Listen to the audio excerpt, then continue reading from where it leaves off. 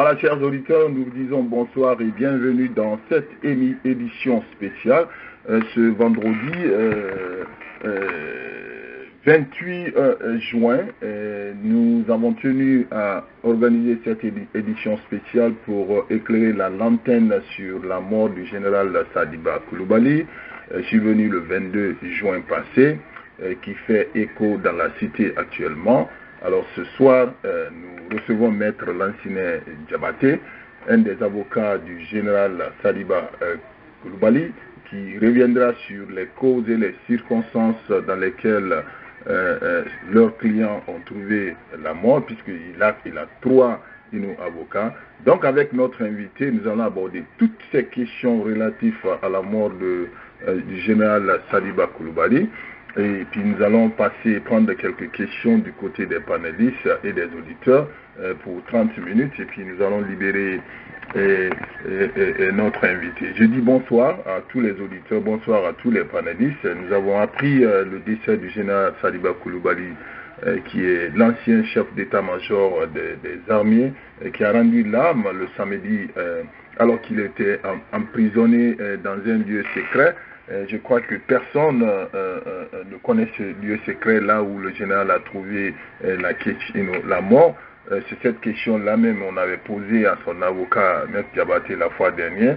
Donc c'était le 14 juin dernier. Il avait été condamné à 5 ans de prison pour détention, pour détention illégale d'armes.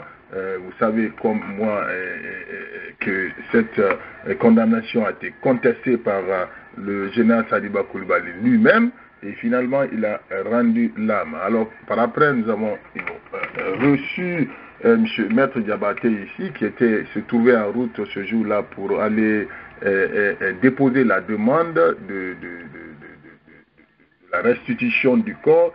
Voilà, donc il va revenir ce soir pour nous donner la suite des événements du côté de Conakry. Encore une fois, merci d'être venu, merci de votre fidélité à la grande radio.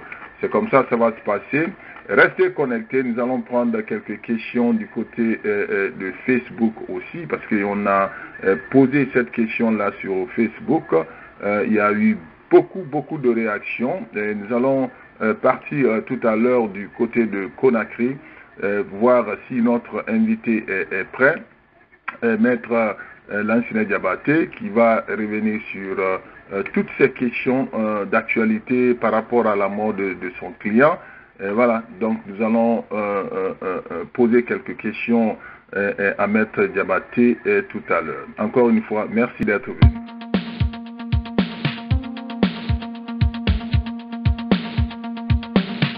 Chers auditeurs, nous allons partir du côté de Conakry, voir si notre Diabaté est prêt. Du côté de Conakry, on va lui poser quelques au décès de son client. Allô? Maître Diabaté, bon. Comment ça va? Ça va très bien. Et la famille? Bon, tout se passe bien, tout se passe bien. Alhamdoulilah. C'est la radio de la diaspora depuis Washington DC. Alors, on aurait appris que le général, le corps du général Sadiba a été restitué à la famille oui. Hier. Est-ce que vous pouvez revenir sur ces événements-là rapidement, puisque jusqu'avant-hier, vous étiez là en route pour aller déposer la demande de restitution. Comment ça s'est passé?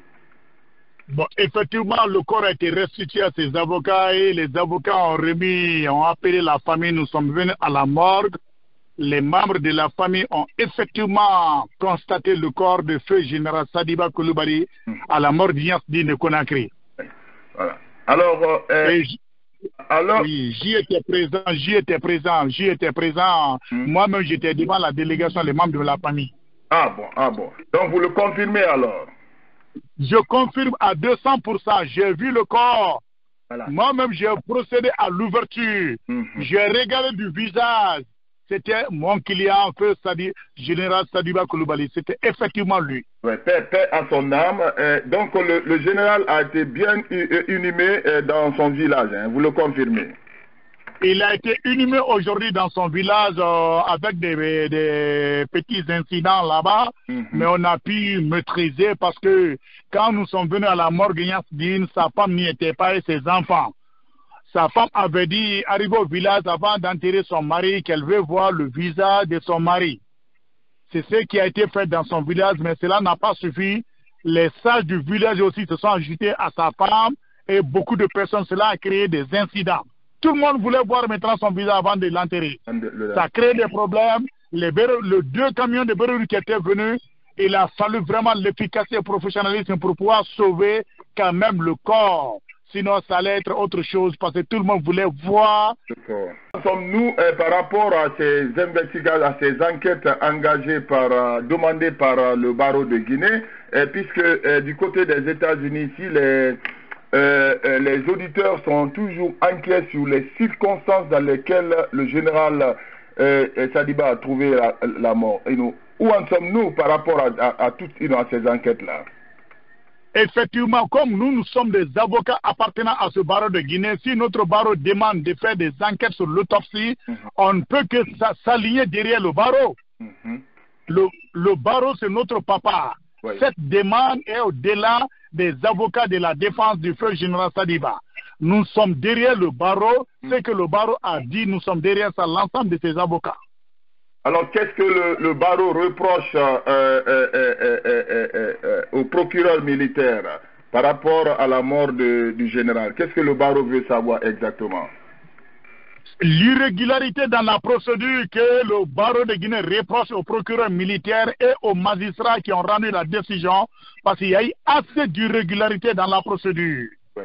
C'est pourquoi le barreau demande d'approfondir les investigations, que les responsables soient traduits devant la loi et que la loi soit appliquée sur toutes ses formes. Tout à fait. Alors vous étiez présent quand le corps du général Eno a été restitué à sa famille. Vous-même, vous avez dit que vous avez vu, vous avez reconnu votre client. Est-ce que vous n'êtes pas docteur, vous n'avez pas constaté quelques anomalies sur le corps de votre client? Le document qui a été signé à la morgue a été signé par moi-même. L'autorisation de remise a été signée par moi-même. Voilà. J'ai ouvert, j'ai regardé son visage. Je n'ai pas vu quand même des traces sur son visage, mais le reste du corps, jusqu'au niveau de pied, je n'ai pas regardé. Tu n'as pas regardé, d'accord. Mais le visage, quand même, il n'y avait pas de traces. Mais le reste du corps, jusqu'au pied, je n'ai pas regardé. D'accord. Parce qu'il était dans son cercueil. Moi-même, j'ai enlevé le tissu blanc, regardé, j'ai appelé les membres de la famille. Nous avions regardé ensemble, il n'y avait pas de traces. Ces 2 yeux existaient parce qu'on avait fait croire qu'on a enlevé tout. Ça, je peux confirmer que ce n'est pas vrai. Voilà, d'accord. Voilà, merci pour cet éclaircissement. Alors, Maître Diabaté, revenons un peu sur la cause de la mort du général. Est-ce que vous avez un peu des informations, puisque les enquêtes sont ouvertes, est-ce que vous avez un peu des informations sur les conditions dans lesquelles le général a trouvé cette mort-là? Vous savez, nous sommes des avocats. Les communes renommées ou bien les rumeurs du quartier, nous, on ne s'en fie pas à ça. On veut avoir des éléments matériels pour agir. Sinon, on a appris beaucoup d'informations, mais en tant qu'avocat sur serment, je ne dois pas les déclarer dans les radios parce que je n'ai pas la preuve tangible. Et voilà, merci d'avoir accepté l'invitation. Nous allons revenir sur ça demain avec le maître Guilabogui. Je crois que c'est le président par intérim du barreau de Guinée, non? Maître oui. Par beaucoup de Guinéens du côté des États-Unis ici. Mais est-ce que vous serez d'accord avec ce auditeur qui dit que le barreau et le peuple de Guinée devraient s'opposer en toute enquête? Est-ce que vous êtes d'accord avec ces auditeurs-là sur les réseaux sociaux? Qu'on devrait tout Tout ce que le barreau a dit dans le communiqué, nous sommes derrière ça à 200% parce que nous sommes des avocats appartenant à ce barreau. Voilà, mais le peuple, les auditeurs du côté, les Guinéens du côté des États-Unis, ils sont d'accord avec vous, avec le barreau, mais qui demandent, qui disent que vraiment, avant toute enquête préalable pour connaître les causes réelles, exactes, avant d'inhumer le général. Est-ce que vous êtes d'accord avec ça? Oui, la préoccupation du peuple guinéen résidant aux États-Unis, oui. Nous avions les mêmes préoccupations en Guinée ici. C'est la raison pour laquelle la famille a constitué d'avocats. D'accord. Nous partageons leurs préoccupations. Hein. Voilà. Parce que puisque si on laisse des trucs comme ça passer, alors Maître Diabaté, on ne sait pas comment la justice sera qualifiée du côté des États-Unis. En tout cas, les Guinéens de la diaspora sont avec vous, de cœur avec vous, mais ils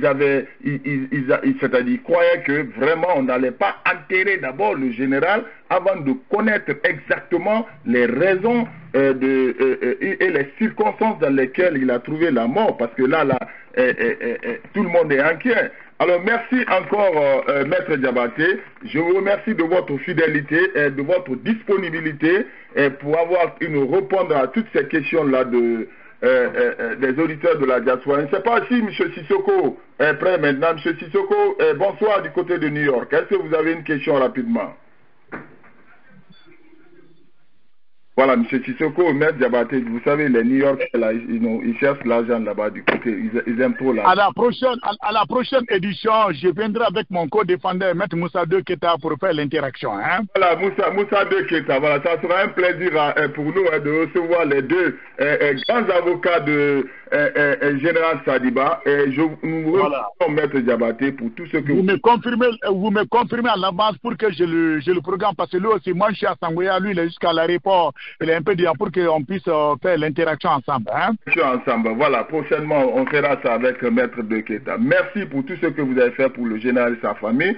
Si vous avez un dernier mot pour la diaspora de la Guinée qui vous écoute du côté de Washington, c'est à vous l'antenne. Je remercie la diaspora guinéenne résidant aux États-Unis. Il faut leur dire que nous sommes en train de mener le combat pour eux. Et le combat n'est pas fini. Après l'inhumation, il y a d'autres procédures. Il y a d'autres procédures qui sont déjà prêtes déjà à notre niveau, au niveau des avocats, mais on ne va pas les annoncer à l'antenne. Oui. Il faut les rassurer que nous sommes en train on mènera le combat jusqu'au bout, jusqu'au rétablissement de sa famille dans ses droits à 100%. D'accord. Merci de votre disponibilité. Merci d'avoir accepté l'invitation de la Grande Radio. C'était Maître Diabaté, l'un des avocats du général Sadiba Kouloubaly. Merci bien, je salue tous.